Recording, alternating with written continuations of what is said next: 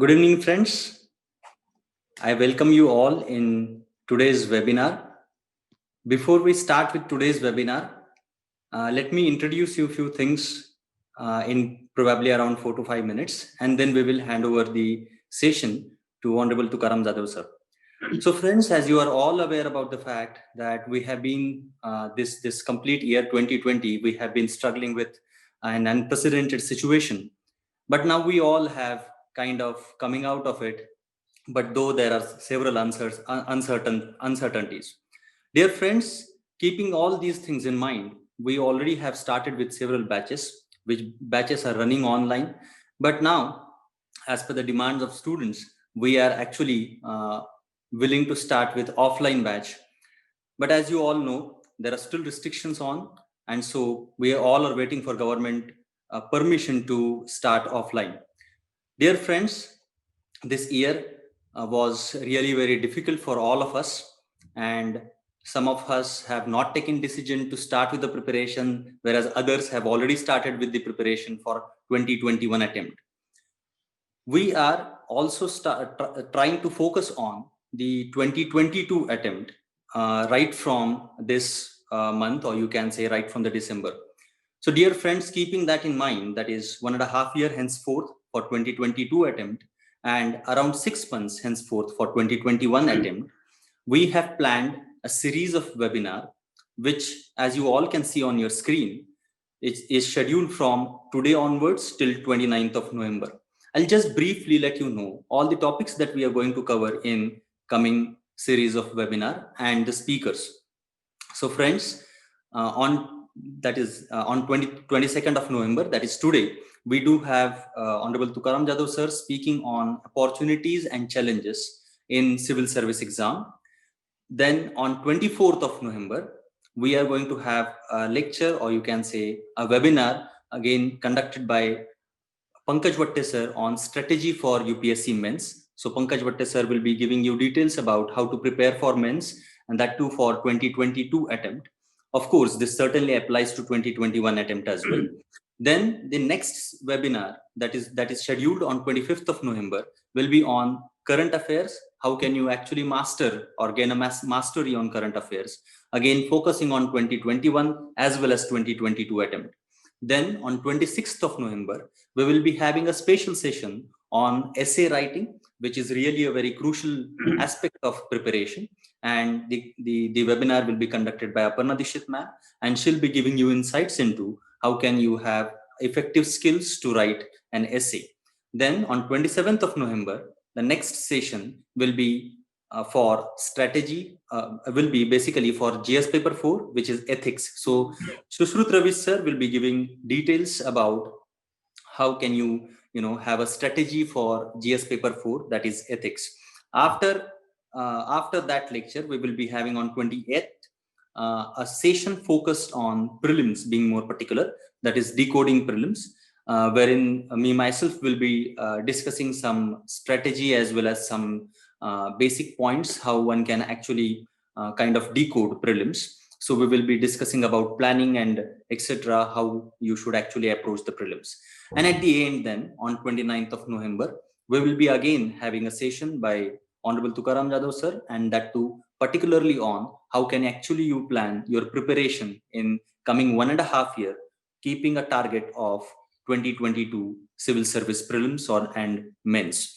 So this overall is a plan in coming week, dear friends, as we are going to start with a new batch on 1st of December, English medium, UPSC English medium batch on 1st of December. And this batch is actually aiming at 2022 attempts. So those students, those who couldn't manage to prepare, couldn't manage to, basically get the training for 2021 attempt, right? They can certainly get an opportunity. They can certainly take a benefit of this course for 1.5 year. They're prepared, particularly we are planning to ensure that your GS preparation is over by next year August, and thereafter you can actually focus on your optional, so you get around 6 months or so in hand before you appear for prelims. So that is brief, dear friends, is a plan for this batch. Without wasting time, I think I should be handing over the session to Honorable Tukaram Jadhav sir, and he will be guiding you on how you can actually prepare, what are the opportunities and challenges in civil service exam. Sir, over to you. Thank you very much. Thank you, Praveen sir. All my colleagues, and let me thank right in the beginning, very beginning, all the viewers, students and parents. As clarified by my colleague Praveen sir, we are going to have a week-long session focusing on different aspects of the civil services examination. Now, since today session is going to be the very first one, that is the introductory one, I'll be putting forward the basics, the salient features of the civil services examination. However, I'll be doing that by dividing the same in two forms, and that is what we have used as far as title of today's webinar is concerned. So one form would be, or the one aspect of today's presentation would be opportunities. So whenever we think of civil services examination, we always keep on reflecting on something called as opportunity. So what is mean by that, and what kind of opportunities do we have as far as civil services in India is concerned? And the second form, or the second manifestation or aspect of today's presentation would be the challenges. Okay, we know it for sure that this is known as one of the toughest examinations, probably the second toughest examination all over the world. So yes, no doubt, it is going to be a challenging process, exercise, and the very process of preparation. And we'll also look into the various aspects of challenges or the challenging nature of the examination. I'm going to keep my presentation as simple as possible. Number one. Number two, let me, for sake of convenience, take for granted few things. And the very first thing would be, I'm going to assume that all the viewers, that is the students, as if are newcomers, they as if don't know anything about the civil services examination. I'm sure probably most of you must be aware of the nitty-gritties of the civil services examination. However, for sake of convenience, that is my convenience, I'm going to start as if from zero, from scratch. Okay, so let me try to put my presentation as simple as possible. Number two, in the that is eventually in the process of making my presentation, explaining different aspects of the civil services examination, I'll also look into, that is go into various critically important aspects of the civil services examination. That is the very process of preparation of the civil services examination. However, having said this, let me clarify it once again. Since this is going to be the very first session in the series, this would be a kind of introduction, kind of orientation to the civil services examination.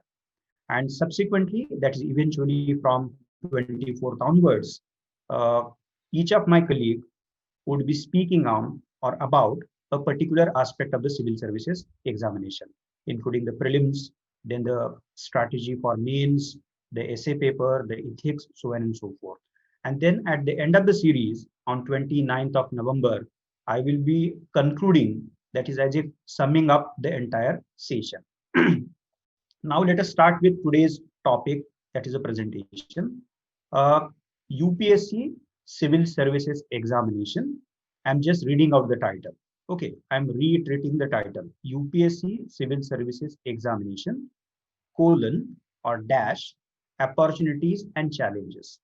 Now what I'm going to do in a span of coming 40 to 50 minutes, followed by the question answer session, if time permits, just explain each of the head from the title of today's webinar. So let me start with UPSC. Now, what is UPSC? UPSC stands for Union Public Service Commission. It is a constitutional body which is provided for, that is the providing in regard with UPSC is right there in Constitution of India. So it is a constitutional body since day one, as if number one. And number two, the UPSC has the fundamental task of organizing on regular basis various competitive examinations in order to recruit public officials. And as part of this responsibility, UPSC every year on regular basis does conduct various examinations in order to recruit the public officials. And one of the examinations conducted by UPSC is known as the Civil Services Examination. Okay, so we come to the second point as far as title of today's presentation is concerned, Civil Services. Now, what is civil services? We keep on using words in general sense, that is Indian administration, Indian bureaucracy, so on and so forth. And even quite often, we do also use terms such as civil services or civil service. Let me put it very simply. Administration or bureaucracy happens to be a very broader kind of mechanism of public officials, okay, which in turn includes the military officials, including the three kinds of services which are part and parcel of the military services, then the judicial services. Okay, as far as the military is concerned, you can include military as well as the paramilitary officials, public officials we are talking about. Number two, the judicial services. And then comes the number three, which is part and parcel of the administration or bureaucracy as a broader mechanism. And what is that third one? The civil services. Now, civil services, having said this, happens to be one of the elements of the Indian administration or Indian bureaucracy. Number one. Number two, what is the function? What is the core role of the civil services? Or you can reframe the same thing. What is meant by civil services? Now, civil services A is part of the broader mechanism called as bureaucracy or administration, and that is what I just explained. And B is that part of administration or bureaucracy which looks after the civic affairs of the Indian state. The civic affairs, the word civic affairs is very, very important. You can even use another word, civic responsibilities. Now, what is mean by civic affairs and civic responsibilities? We can classify the civic affairs or decode the civic affairs in the following three broader categories of functions or roles. The first would be, which is very, very important, the law and order. There is no doubt about that. The second would be the revenue, and the third would be the developmental activities. So just let me change the sequence. The first would be the revenue, the second would be the law and order, and the third would be the developmental activities. So if we keep all of them together, that is the revenue, second one, the law and order, and the third one, the developmental activities or functions or role, okay, that becomes something called as the civic affairs or civil affairs. So that part of administration, that part of Indian bureaucracy, which looks after the civic affairs, including the revenue, including the law and order, and including, importantly, the developmental activities, is generally known as the civil services. Okay, so as I stated earlier, UPSC does organize various examinations for the public recruitment. Number one. And number two, one of the examinations conducted by UPSC happens to be the civil services examination. So obviously, we are subsequently going to talk about the civil services examinations. Now, this examination is known as Civil Services Examination, CSE. This is a short form generally used, popularly used, which is quite popular in the class of students. CSE, Civil Services Examination, obviously is that examination conducted by UPSC for the sake of recruiting or recruitment of the civil services. Okay. And last aspect of the civil services, there are 80 to 20 kinds of services which happen to be part and parcel of the civil services. Indian Administrative Service, Indian Police Service, Indian Foreign Service, okay, Indian Revenue Service, and in Revenue Service, again, we have income tax on one hand and the customs and excise on the other hand. And then we have few central services. Okay, so this is how there are around 80 to 20, and at times the number goes up to 22 civil services, which are part and parcel of the civil service as a singular mechanism. So let me sum up the various aspects of the civil services. A, and I'm repeating it for sake of convenience, civil services happens to be one of the important component, element, part of Indian administration or Indian bureaucracy. Number one. Number two, it is that part of administration or bureaucracy which looks after the civic affairs or civil administration. Number two. Number three, the civic affairs or civil administration consists of revenue, that is the functions related to revenue, then the law and order, and the developmental functions, number 3. And then number 4, there are around, roughly I'm putting it, 80 to 22 services, okay, from IAS to IDSA, various kinds of services which are part and parcel of the civil services. Now let us turn to the third aspect of today's presentation, that is the civil services examination. Now per se, I'm going to briefly elaborate upon the scheme of the civil services examination. So UPSC as a constitutional body, given the task of conducting examinations and thereby or through the examinations recruit public officials. One of the important examinations conducted by UPSC happens to be the civil services examinations, through which the civil servants are recruited. Now the examination. As far as the civil services examination is concerned, I'm not going to go into all technical details because my colleagues would be doing the same thing in respect with their title of the respective presentation. You don't worry about that. So let me be very, very brief as far as explanation of scheme of civil services examination is concerned. This civil services examination, as I already clarified, conducted by UPSC.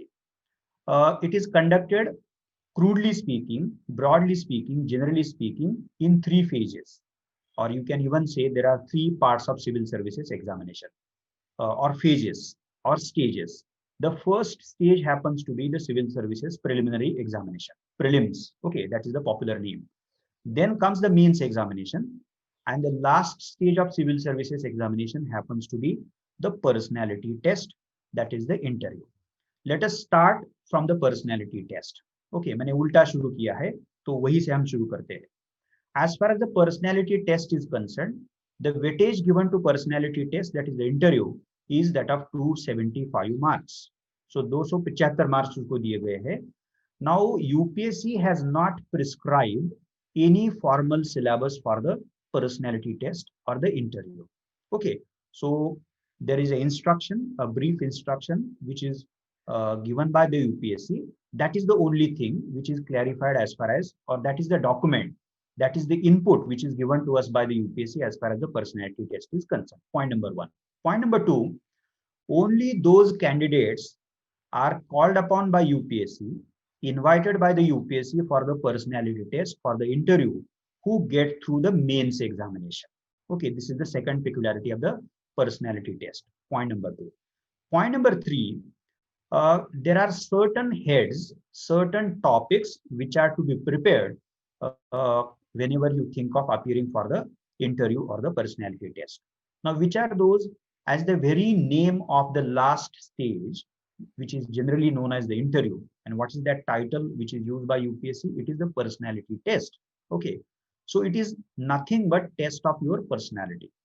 Now, for what sake your personality is going to be evaluated by the panel member? So what is the purpose? For what purpose the interview is going to be conducted by, held by the UPSC? Okay, to be organized by the UPSC. Civil services, always keep in mind.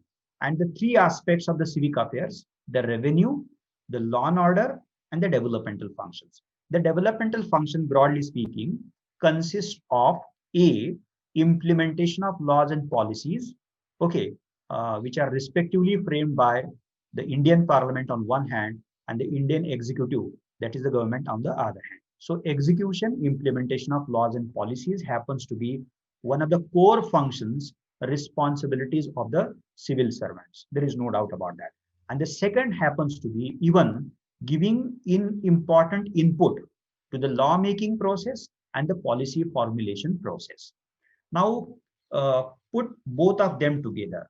That is implementation of laws and policies on one hand and giving input, important input to the lawmaking and policy formulation function on the other hand.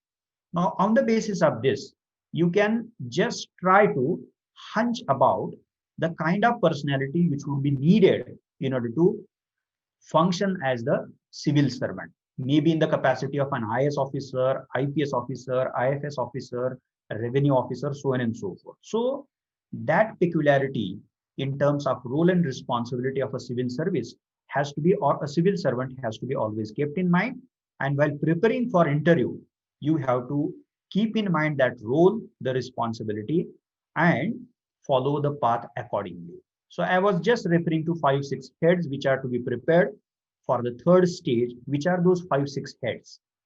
A, UPSC asks you to fill up a form at the stage of your mains examination, and that form is known as detailed application form, wherein you are supposed to write about yourself, okay, as a candidate. Your name is there, including the name of, that is the middle name, and then the surname. Then the places are to be mentioned by you, the place you come from, the place of birth, the native place, so on and so forth, from your village to your state. Point number 2. Point number 3, the entire educational details are to be filled in the form. Okay, the 10th, the 12th, then the graduation, maybe post graduation, so on and so forth. So the names of the institutions, then the university the institution was or is part of, and then the score secured by you. So this is nothing but the educational information. And then there is a very interesting information to be filled by you, and that is known as extracurricular activities. Your participation in the sports, in NCC, in NSS, your hobbies, okay, anything which fall under something called as the extracurricular activities. So this is the fourth head. The fifth head would be your optional, okay, whichever optional you are going to choose and subsequently prepare for.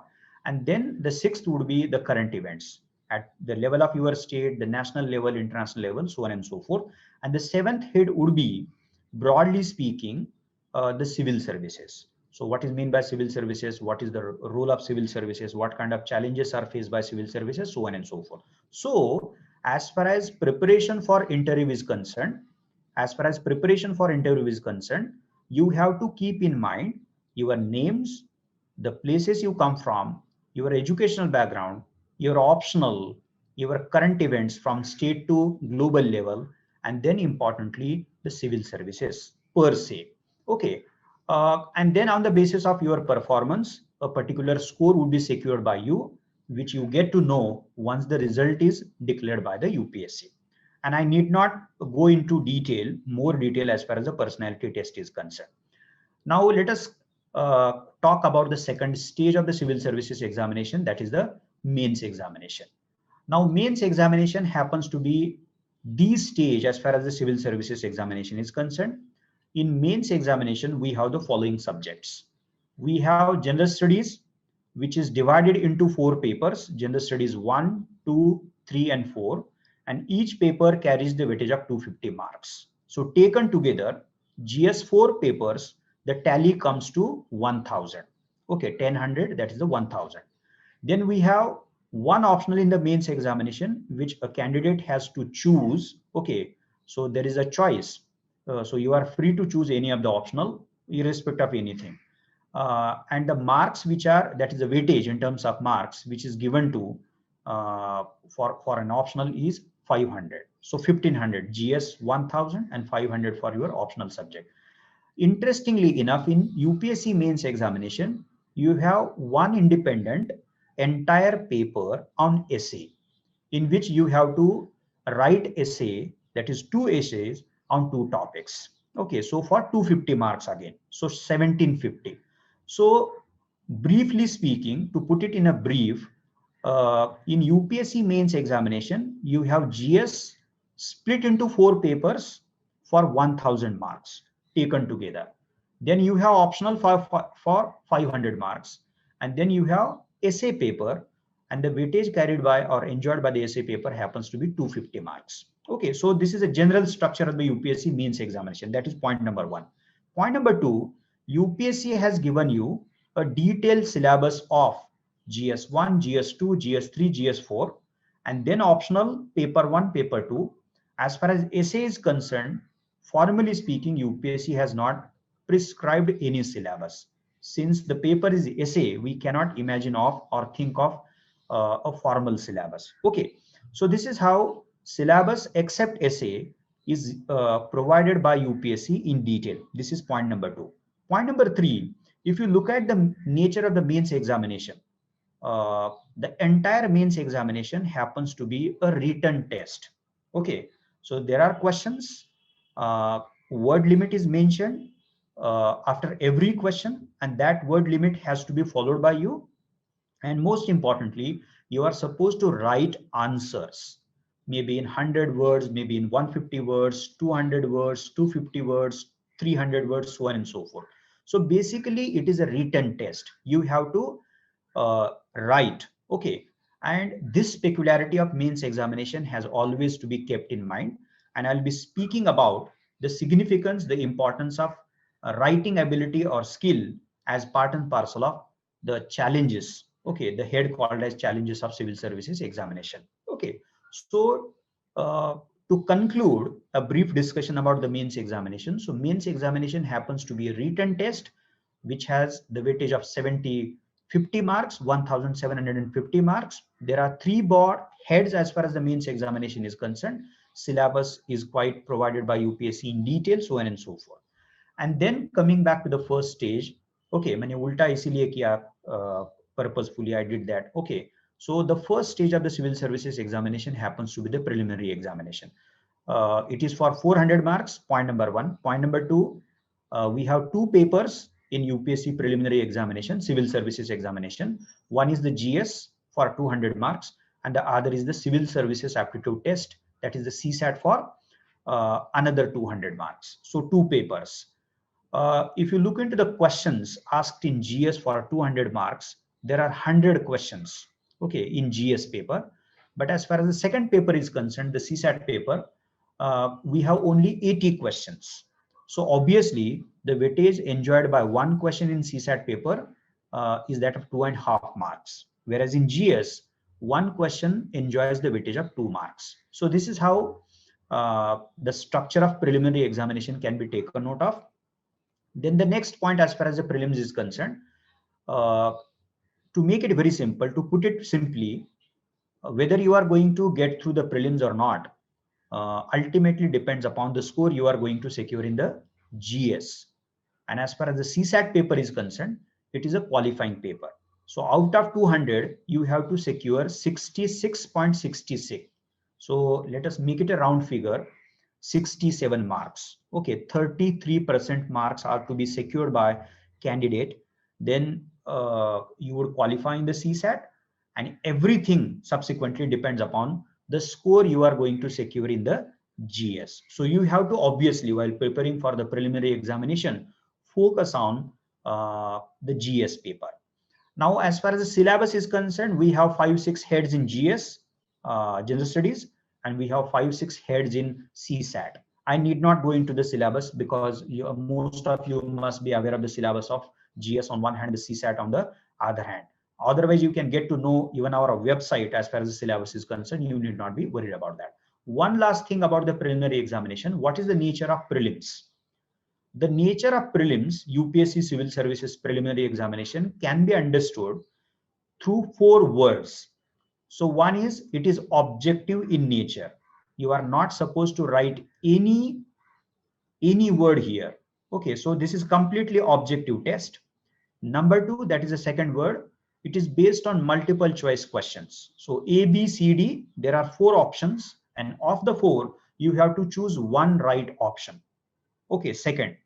The third, it has got negative marking system.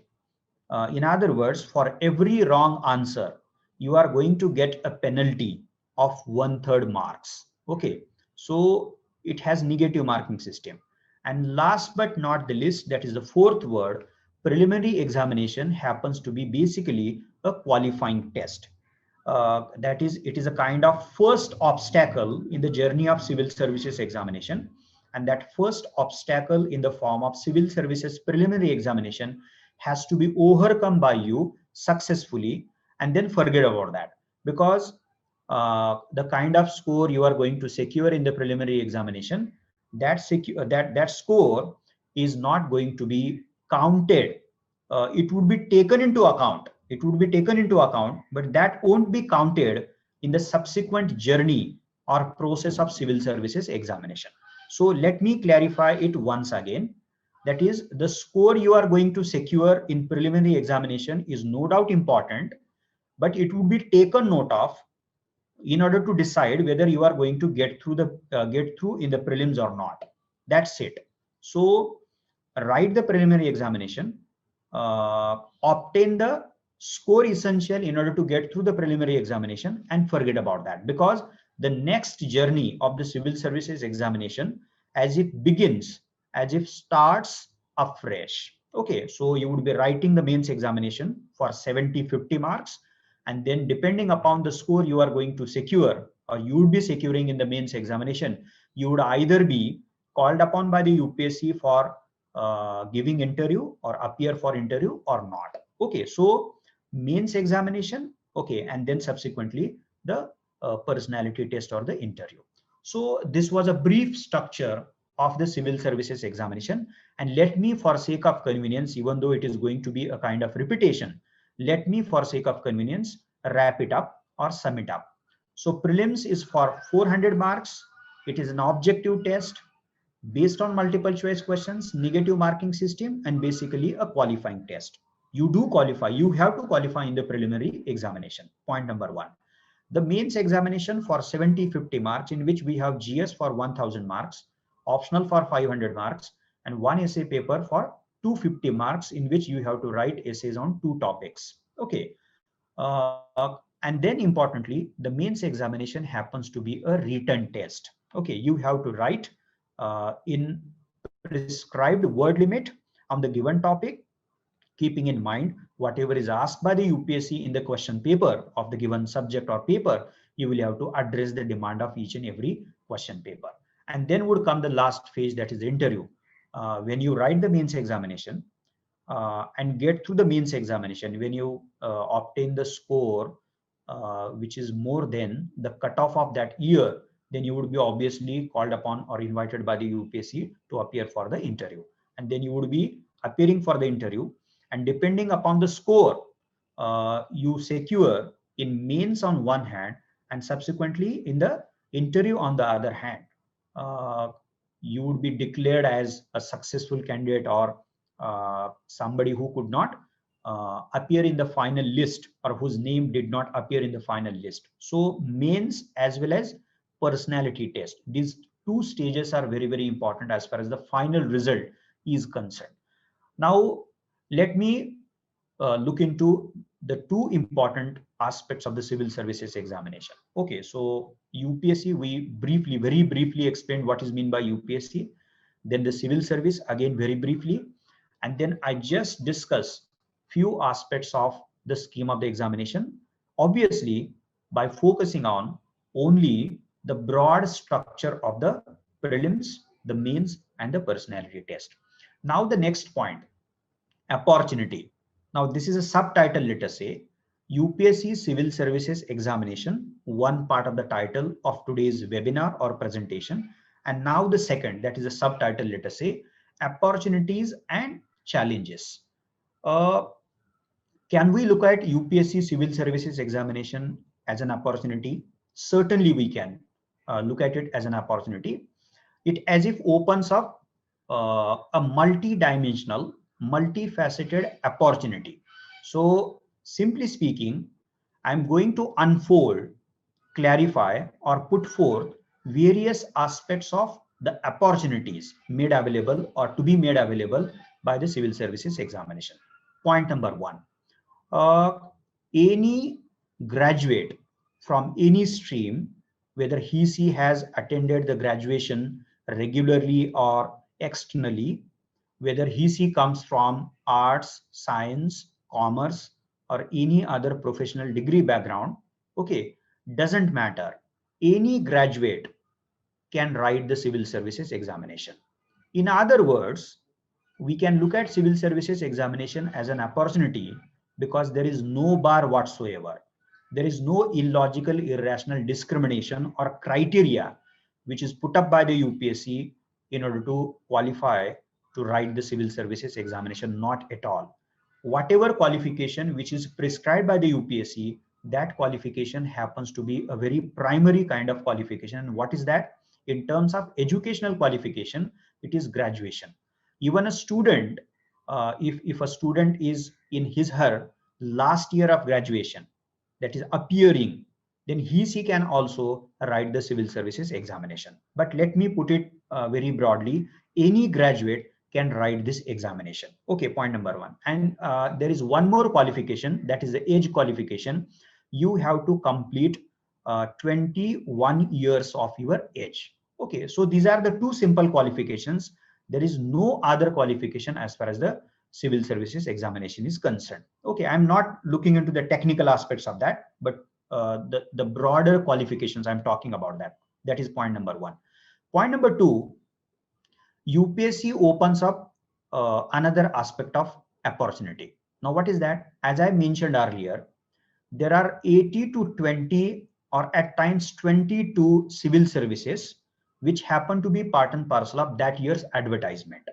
So you have to write just one examination, and once you get through the examination, depending upon your score, your rank in the final list, okay, you would be getting the post of your preference. But the score would be very important, the rank would be very, very important. But in a sense, you can definitely think of getting those civil services of the basket of 22 civil services. So you look at the scope of the opportunity. So 80 to 22, 18 to 22 civil services are part and parcel of the civil services examination, and you have to just write one examination. Okay. Number two, the second facet of the opportunities. Okay, there is a basket of civil services, 18 to 22 civil services. You can certainly think of that. Okay. Number three, which is very interesting, you can certainly become a civil servant at the minimum age. Now, what age? Minimum means how minimum? What minimum? 21. Okay. Now, can we imagine of that situation? A candidate who got through the civil services examination in his or her very first attempt. And we have so many examples from unique institution. We have Ansar Say, okay, who got through this examination, not only got through, but he became IAS in his very first attempt at the age of 21, 2016 attempt. Okay, Amrutesh Aurangabadkar. So in his very first attempt, he stood 10th, All India rank was 10th. So number of examples can be cited out, okay, brought in. So definitely you can think of getting through this examination and become a civil servant. I'm referring the word civil servant. If not IAS, you can get any other civil services from the gamut of 20 or 22, let us say. So civil servant at the age of 21. Now, if you do not secure in your very first attempt the post of your choice, then you can write the examination for the second time, for the third time, for the fourth time. So there are number of attempts, okay, which are allowed for candidate. Now, a candidate who belong to general category, 6 total. That is, you can write this examination 6 times, let us say. And then for OBCs, 3 more attempts. For scheduled caste and scheduled tribe, you can write this examination till the 37 years of your age. So this is how you can definitely think of becoming a civil servant at the age of 22 years. And even if you are not going to get the post of, that is the civil service post of your choice, you can write this examination for the second year or for the third year, that is second time or third time, unless and until you get the post of your choice. So this is the third aspect of the opportunity. The next one. Now, imagine if you get IAS, then you are going to get, definitely I'm saying, going to get opportunity to work in different departments of the government of India, government, that is the state government, and no doubt the Indian government. So IAS being a generalist service, you would get an opportunity to work in the Department of Health, in the Department of Education, in the Department of Tourism, so on and so forth. So a gamut of opportunity in terms of getting an opportunity to work in different departments of government. That is the peculiarity of, and one of the important aspect of the opportunities which are opened by the civil services or likely to be opened by the civil services. Then there is ample amount of space for your career graph, career development in terms of or through something called as the process of promotion. Okay. So depending upon your work on one hand and the seniority on the other hand, if we take both of them together, then definitely through promotion, you can think of climbing the ladder as far as the civil service is concerned. So ample scope, ample amount of space for your career development, so on and so forth. The next important one, which is very, very important, civil servant or civil services are known as strategically important services of Indian administration, strategically important. Now, what role is to be performed by civil services? As I stated earlier, A, implementation of laws and policies, and then even at times giving critical input, which is very, very important for the function of framing laws as well as the policies. Now, if this is the important task, if this is the function, if this is the role which is assigned to civil services, then there is one thing which comes with this. Now, what is that one thing? Let us say another thing. What is that another thing? One another thing. It is nothing but matching authority. Okay, a lot of power, but let us not use the word power. Let me use the word more appropriate word, apt word, authority. Okay, so a legitimate power, authority is given to civil servant, and there is lot of authority. There is lot of discretion, because the civil servant concerned has to perform a key role, a strategically important role as part and parcel of the Indian administration. And it is through this authority you can definitely think of effecting a qualitative change as far as our society is concerned. In the capacity of an IAS, in the capacity of an IFS, okay, in India's foreign policy, external affairs, so on and so forth, in capacity of an IPS officer, in the domain of law and order, in the capacity of a revenue officer, either in the domain of revenue, in the domain of income tax, or in the domain of customs and excise, and so on and so forth. So this is how, in the capacity of a civil servant, any civil service from the 22 posts, let us say, these are very important services which enjoy a lot of authority, thereby an instrument, very important means to interfere positively, intervene positively in the affairs of our society and make a very positive impact, do something constructive. And we have number of examples since independence, as bureaucrats, administrators, civil servants, IAS, IPS, so on and so forth. We have definitely effected a very positive change as far as our society is concerned.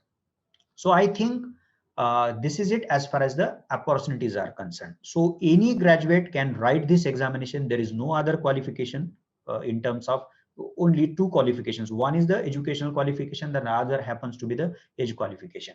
Second, as I stated earlier, there are number of civil services you can think of and write examination. At the age of 21, you can definitely become a civil servant, even IAS officer. And then as part and parcel of that, you can get opportunity to work in different departments of government. That is the state government as well as the central government. There is no doubt about that. And then the last point or the facet of opportunity was the instrument or becoming a means of intervening positively in society and effecting a constructive change. And certainly, we are all aware of the fact that our society is in dire need of transformation, change, and there can be many. There are many agents, there are many agencies, there are many forces which are part and parcel of the process of transformation and change. In other words, we do require different agencies, different mechanisms to effect this change, and certainly civil service can be one of the important means to do the same thing. So now let us turn to the last aspect of today's presentation, that is the challenges.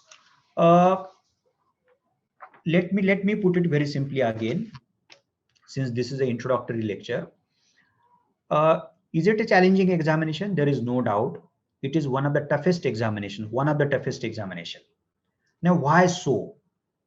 Now, answering this question by focusing on different aspects is as good as explaining or understanding, grasping the challenging nature of the civil services examination. And I'll be doing that one by one in terms of points for sake of convenience. Point number one or challenge number one. Day by day, civil services examination is becoming competitive because thousands of students, lakhs of students apply for civil services examination every year. So the rough figure would be in the range of 5 lakhs to 7 lakhs, let us say. And for how many posts? Maybe 1000, maybe 1200, maybe 1300. Okay. So if you compare the number of students who apply for the examination and the number of posts to be finally recruited as civil servants or as part of civil service, that number is minuscule. And therefore, every year we get to see a cutthroat competition. In other words, the civil services examination day by day is becoming very, very competitive. So this is very first aspect of civil services examination being challenging in nature. Now we have to be aware of this fact. This is an open secret. There is no doubt about that. We should not hide. Okay. So if this is the peculiarity of the competitive nature of the civil services examination, then we have to think twice, thrice before we go for the decision to prepare for the civil services examination. So let us be very, very careful. Look into various aspects of the civil services examination. What kind of preparation is to be undertaken by a candidate, what are the nitty-gritties of this preparation, so on and so forth. And last but not the least, I would request all of you to look into various aspects, the challenges, so on and so forth, think through the same and take decision on the basis of your own evaluation. Okay, you should not fall prey to somebody else's request. That is, somebody else is doing, therefore let me do civil services examination. That is, let me prepare for civil services examination. This should not happen.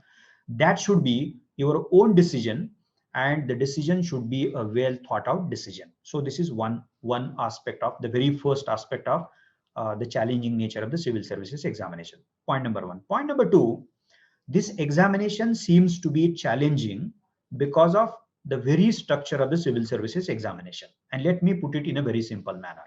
As we discussed earlier, it has three stages. One is the prelims, the second is the mains, and the third happens to be the personality test. And in order to get a civil service post, that is, in order to, let me put it very crudely, in order to become successful, get through this examination, you have to qualify in all three stages in one go. That is, you would be writing prelims, you should get through the prelims, then and then only you are going to get opportunity to write the mains examination.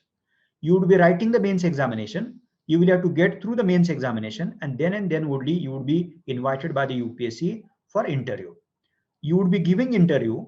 Depending upon the score, you would be securing in interview on one hand and the mains examination on the other hand. The merit would be decided, and whether you would appear in the final list or not, that would be decided on the basis of the score. Okay. Now, unfortunately, if think for a second, you got through prelims, but you did not get through the mains examination.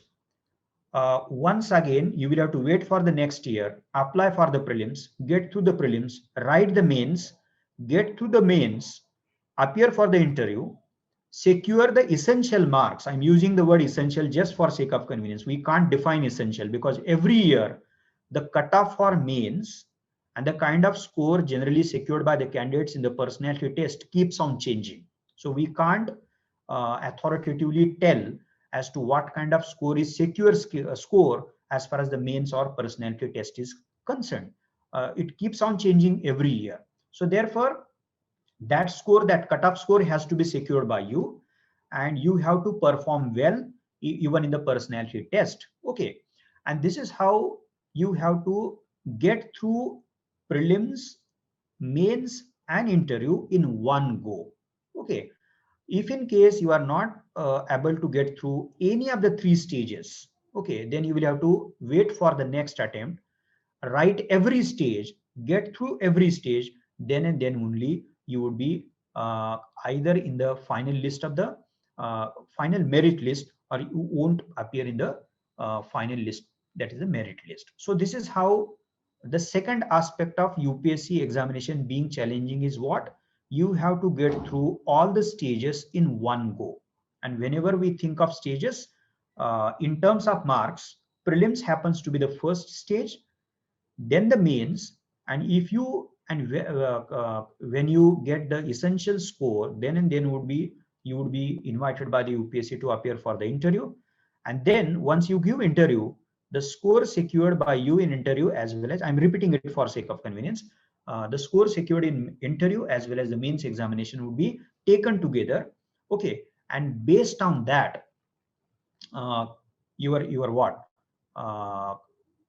your fate would be decided. To make it that simple, your fate would be decided. So this is the second aspect of the challenging nature of the examination. Point number 2. The third aspect. Now I'm using the second aspect in order to clarify the third aspect. Now what is this third aspect? There are not only 3 stages, and you are not only supposed to get through all stages in one go, but each stage, being distinct from every other, requires a different set of skills. Prelims, being objective in nature, based on multiple choice questions, having negative marking system. So the kind of skill which is required in order to prepare for prelims, so you have to be very precise, you have to be very, very sharp, and whatever you are going to read, whatever you are going to understand, you have to ensure precision and sharpness. You can't say that, oh, I'm able to eliminate 2 options from the 4, but somehow I am confused between the remaining 2. You can't say so. You cannot think of tick marking 2 options. You have to tick mark, you have to darken only one option. Okay, circle of the one option, A, B, C, D, whatever it is. So there is no space for ambiguity. There is no space for any kind of confusion. And then subsequently what happened? Going to what happened once you select the option A, B, C, D, whatever it is, either you are going to get 100% marks, okay, that is 2 out of 2, or you are going to get not only 0, forget about the 0, because let us not forget that the prelims has got negative marking system. So if your 1 bit goes wrong, then you are going to get a penalty of 1/3 marks for the wrong answer.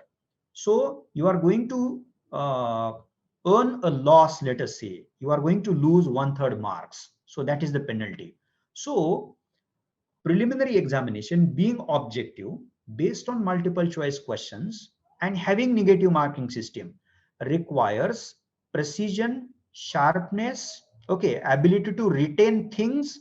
Okay, these are the kinds of skills which are required in order to prepare for preliminary examination and subsequently get through the preliminary examination. You will have to read a lot, so on and so forth.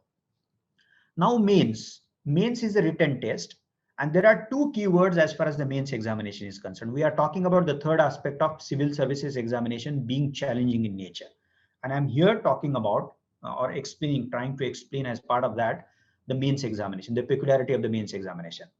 Now understanding is essential in mains examination, there is no doubt about that. We have GS, we have optional, we have essay. So whatever topic we are going to read and prepare for, we will have to understand. So whatever we are reading from whichever source, so if there are concepts, if there is a data, if there is a technical information, if there are current events, so on and so forth.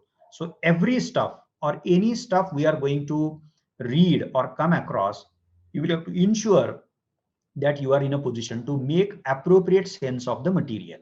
So understanding is very, very important. The understanding of the syllabus, understanding of the components of the syllabus, and understanding of the reference material. Okay, but there is one more thing which is required for the mains examination, and I did refer to that important thing in terms of skill, that is the writing ability. So understanding something is one thing in mains examination, and to be able to put across things, to be able to write well, to be able to articulate well. So the appropriate terms and terminology has to be developed for mains examination on one hand, And on the other hand, that is besides developing articulation, expression ability, that is writing ability, you have to also develop one more ability. And what is that? As part of that writing ability, that is the ability to put across things very precisely, very sharply.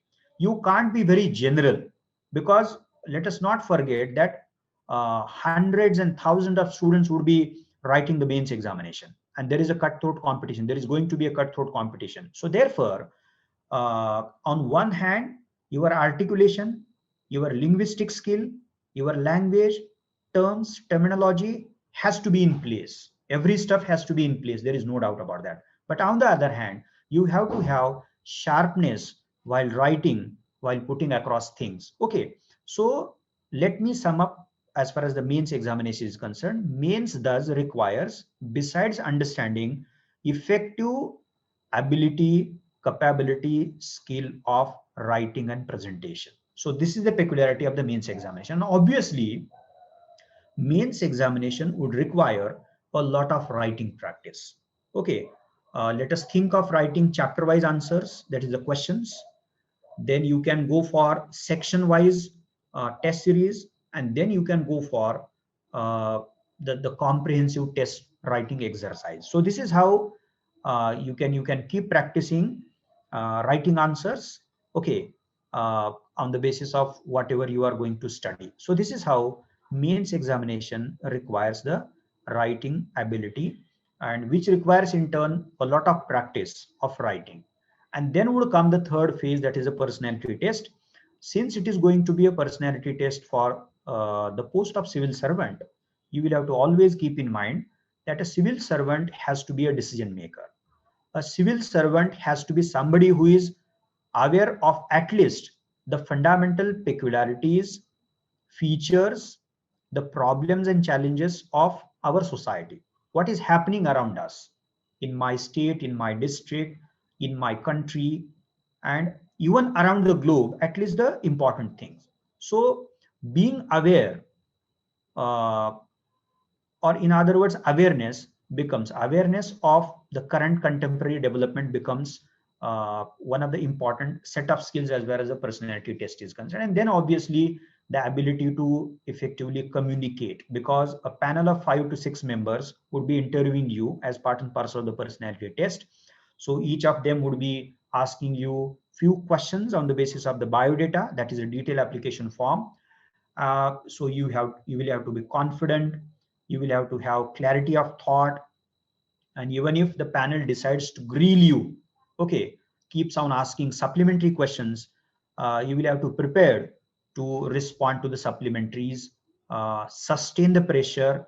Okay, obviously each of us is going to face the pressure, but we will have to sustain the pressure, deal with the pressure, and be confident throughout the span of maybe 30 minutes or 40 minutes. So this is how, let us come back to the point, the third aspect of civil services examination being challenging.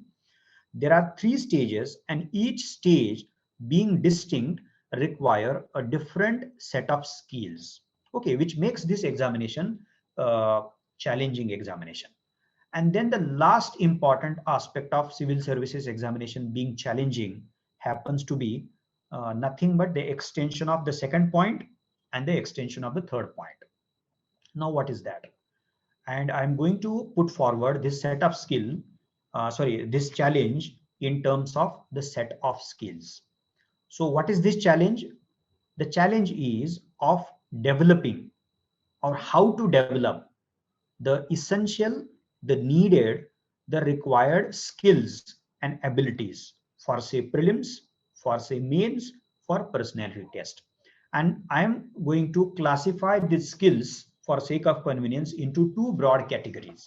Okay, so yes, it seems to be challenging, and we are talking about the last and fourth aspect of this examination being challenging in nature, tough in nature. And what is that fourth aspect? The requirement of the set of skills. In other words, let us put it in a very simple manner, how to develop the essential skills, the required skills, the skills which are demanded, the skills which are required in order to prepare for and subsequently get through the civil services examination. Now, as I stated earlier, the 2 categories of set of skills. So one would be the general skills, the general abilities, and the other would be particular specific abilities. Let us first talk about the general abilities, the general skills which are to be required, or which do require a candidate and aspirant does require for civil services examination. One is uh, the, the ability to plan in a proper manner. So planning. Now, what is planning? Planning is nothing but we keep in mind the available time slot, number one. Number two, we divide the available time slot into certain little slots, let us say, keeping in mind the structure of the examination, the subjects to be studied, and the references to be utilized by you, read by you in order to prepare for the given subject. So you would be better placed as far as the ability and skill of planning is concerned if you are thoroughly aware of the scheme of the examination. Look, this is prelims, this is mains, this is personality test. This is the sorry, these are the papers, these are the subjects, okay, and these are the references. Once you are aware of these fundamental details, the primary details, then you would be better placed as far as framing a plan is concerned. So that is one thing. uh, as far as plan is concerned, initially you can come up with a rough plan, but eventually once the process of preparation gets started, eventually you will have to ensure of an element of flexibility in your planning process.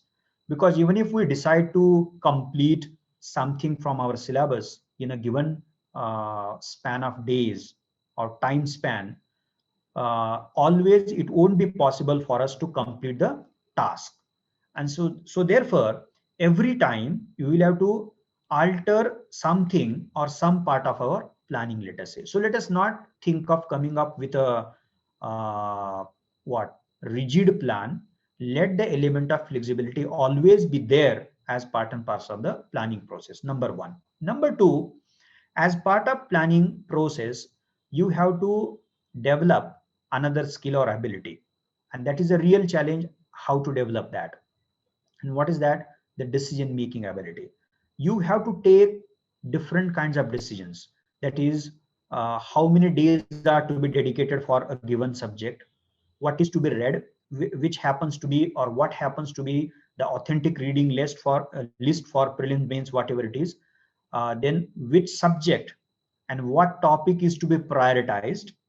And if in case you are going to you face, say for example, imagine a situation wherein you are faced with a time crunch, then in that situation what is to be done, how to deal with the time crunch, and then what is to be prioritized in a situation of time crunch. So various kinds of small decisions and then strategically important decisions will have to be taken by you. So decision making ability, again I would say, you would be better placed in developing the skill of taking decisions, right decisions, if you are aware of the scheme of the examination and the basics of the examination.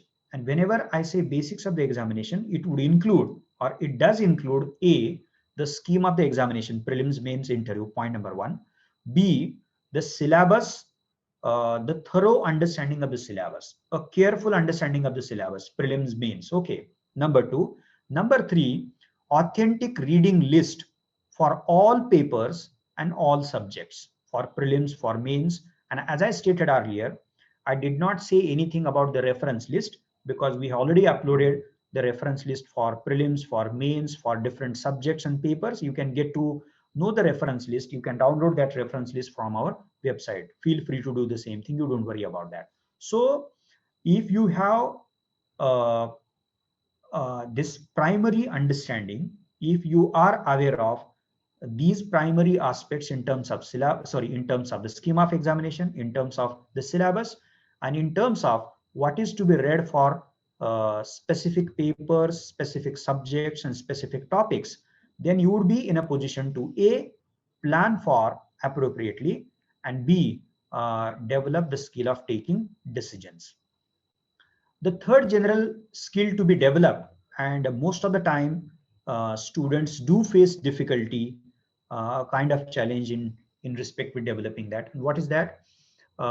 Ensuring consistency in one's own effort. You have to be consistent. So if you come up with a daily plan of, let us say, 8 to 10 hours, then you have to maintain consistency. You have to ensure of consistency. And if you do not do that, and for whatever reasons you are not able to maintain the consistency, and if you witness a kind of gap in your preparation, then it is going to be very, very difficult for you to fill in the gap, restart the preparation, get back to the process of preparation, and then complete the task in the given time span. It would be very, very difficult. So consistency. So how to maintain consistency? Now, again, I would say, are you serious about civil services examination?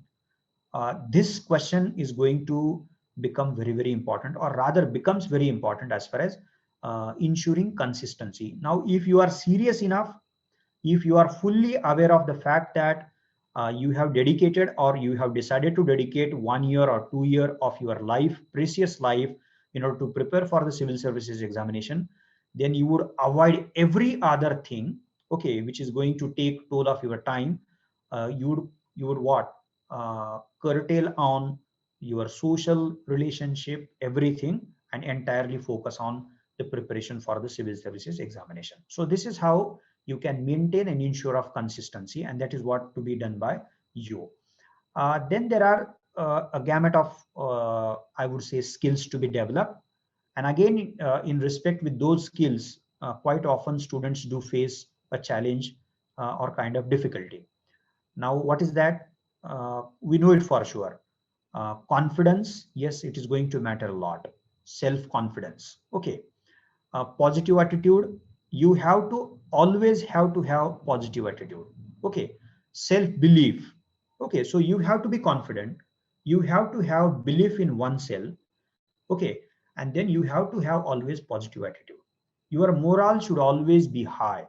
Now, I am sure it becomes very difficult in the journey, in the process of preparation for civil services, because we are after all human being, and the process is very tedious. And as because of that, we do face ups and downs.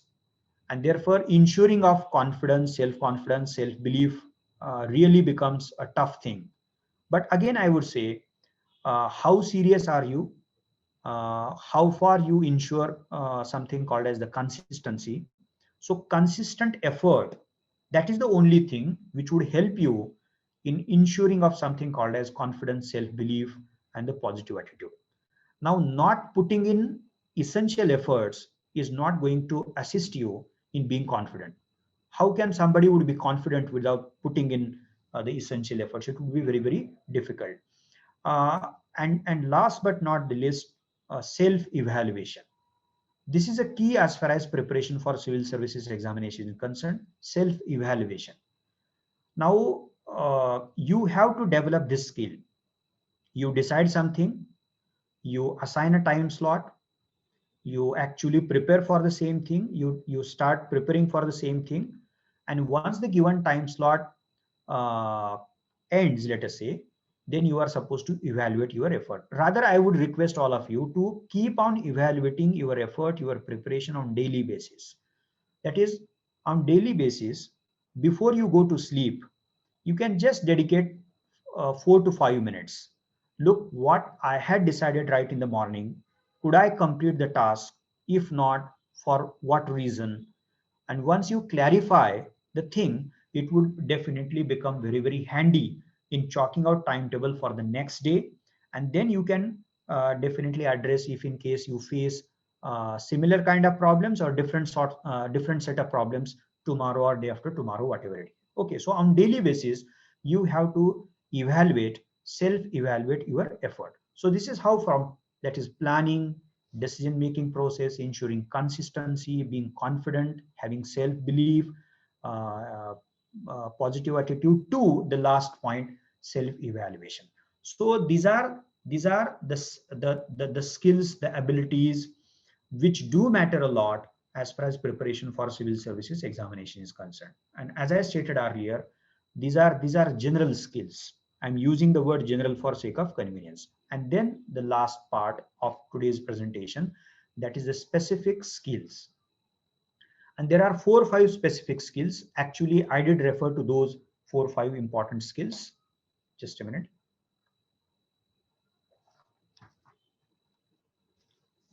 Now, which are those 4 or 5 skills? Understanding, there is no doubt about that. For any examination, the skill to understand, the skill to grasp, the skill to comprehend whatever you are going to read becomes critically important. Now here, when we say understanding, when we say grasping, when we say comprehending, then we have something in our mind. Now in examination such as civil services examination, everything does not depend upon the ability to grasp the literal meaning of the reading material, not at all. You have to have the ability to read between the lines. You must be in a position to make sense of the implied meaning of certain things. So this kind of understanding ability or comprehending ability is required as far as the civil services examination is concerned. And in connection with this understanding and comprehending ability, let me bring in another related ability or skill to be developed by students, civil service examination aspirants. And what is that? The critical thinking ability. Now, what is this critical thinking ability? There is no doubt that we as human beings are a thinking animal. All of us think. Ways might be different, there is no doubt about that, but we do keep on thinking, reflect upon whatever we see, whatever we observe, so on and so forth. Now here, there is a scheme of examination. There are papers, there are subjects, there are reference books, there are topics, so on and so forth. So once we start reading something for a paper on a given subject, then we are not going to take it for granted. Okay, look, I read something, I read it twice, kept in mind, retained that stuff, and then let me proceed ahead. This should not be the way of approaching the preparation for civil services examination. Rather, I would put it very simply, whatever you are going to read, let us make it a habit of not taking that for granted. In other words, to put it in a very simple way, whatever stuff you are going to read as part of preparation, keep counter questioning that write up, that stuff, let us say. So if you get to read something on Constitution of India, you cross check whether it is so, why it has been so, what has been the consequences of the same thing, so on and so forth. So inculcating the habit of raising questions such as how, why, what, so on and so forth. So if you become habitual of raising W questions, then take it from me, you would be better placed to develop the ability called as the critical thinking ability. Now, critical means what? Not limiting oneself on the superficial thing, the thing which is very visible, the thing which is very, very obvious. Critical thinking ability empowers us to go beyond the obvious, go beyond the literal meaning of something, to go beyond something which appears on the face of it. So let us go deeper, think through, ask W questions, look into the rational, analyze those related issues, so on and so forth. So this critical thinking ability is going to be very, very. Now, just let me illustrate. If you look at the questions in prelims, importantly in the mains examination, and more importantly in the interview, if you look at the kind of questions which are asked in civil services examination, especially mains as well as the interview, those questions are not always descriptive questions. There are certain questions which are opinion oriented. You have to express your opinion, you have to exhibit your opinion, put it across. Now here, opinion always does not involve, opinion always would not involve or will not involve just the act of describing something. Now, once you describe something, say for example, in interview, a supplementary can be asked by a panel member. Okay, so if say for example in state of Maharashtra or any state, farmers are making suicides, let us say, doing suicides. So if that is a problem, then the panel member would definitely ask, why is that your state is faced with the problem of farmer suicides? Now you would say something, and then they will pick something from your answer and keep on grilling you. That is asking certain supplementaries on the same thing. So reading 3-4 pages on the issue of farmer suicide is not going to be enough for us. So we will read a stuff, we will look into the data, and then whatever we are going to read, we will have to cross check. Is it appropriate? Is it right? Is there any other data? Is there any other aspect to the problem of farmer suicide? So on and so forth. So this is how we have to inculcate a habit of not taking anything for granted. In other words, you will have to inculcate the habit of asking W questions, okay, and looking into an issue in a much more deeper way, okay. Then and then only we will be in a position to explain something, analyze something, evaluate something in a critical manner, and think about the way out, let us say. Again, let me cite out this connected example. Most often what happens in GS papers, you are not only asked to analyze or explain problem, but more often, you are asked also to suggest certain steps, prescription. Okay, what is the way out? What kind of steps would we suggest? Now, the ability to suggest steps, uh, remedies, the way out, or prescription can be developed on the basis of the critical thinking ability. So critical thinking ability is the ability which is to be developed, and more often than not, students do face a lot of difficulties and challenge as far as developing this skill is concerned. And then last two skills in terms of challenges, as far as the mains examination is concerned, I did refer to that. Understanding, there is no doubt. Critical thinking ability, equally important. But for mains, one more ability is required, critically required.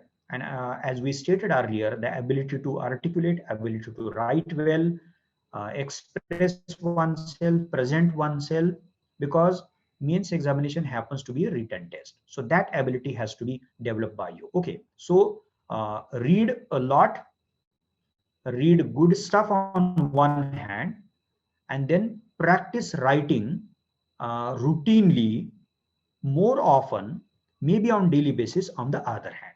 So reading good material on one hand and writing practice, both of them would definitely help you in developing the effective ability or effective skill of writing. And then for the interview, you would definitely require a very effective skill of communicating things, your views, your opinions, your positions across the table. Okay, so you can use a very simple language. That is not going to matter in interview. Okay, don't be worried about that. Language can be simple. Okay, but the content uh, is going to be critically important. So whatever you are going to say in interview, uh, say that only on the basis of appropriate information. Therefore, at the stage of interview, we do request students to not only read on something, but reflect on whatever you are going to read. Okay, because reading something again and again is not only going to help you, but besides that, you will have to think through, reflect among, that is thinking about something. That is when we read something, we have to keep thinking about the something, the issue, maybe the topic, whatever it is. So that practice would definitely help you in developing the right kind of skills as far as the personality test is concerned. But broadly speaking, for personality test, the specific particular skill which would be required, the communication skill. But again, don't be worried about the communication skill, uh, the sophisticated language, the fluency. That is not prioritized by the panel member. The content, the substance of your answer, uh, your responses would ultimately become very, very important. So this is how understanding, number one. Number two, critical thinking ability. Number three, effective skill to write. And number four, last, the effective communication skill.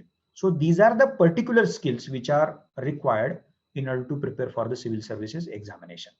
And I put it in the form of challenge because quite often than not, students do face problems and challenges when it comes to developing these skills. So let me sum up saying that yes, there are certain skills which are going to be required, critically important. Number one, so understanding the basket of skills which are to be required is one thing, and then after understanding, developing those skills through various means, diverse instruments, practices, exercises is another thing. So this is what I have to share with all of you. And if in case you have any question, query about the civil services examination, feel free to ask. There are certain numbers which are shared through the chat box. You can talk to our e-learning department. There are numbers put in the chat box. You can contact the personnel and get to know extra information if at all required. I request all of you to attend the rest of the webinars, and if you want to get related information about the same thing, you can get to know about the same from the e-learning department. Thank you.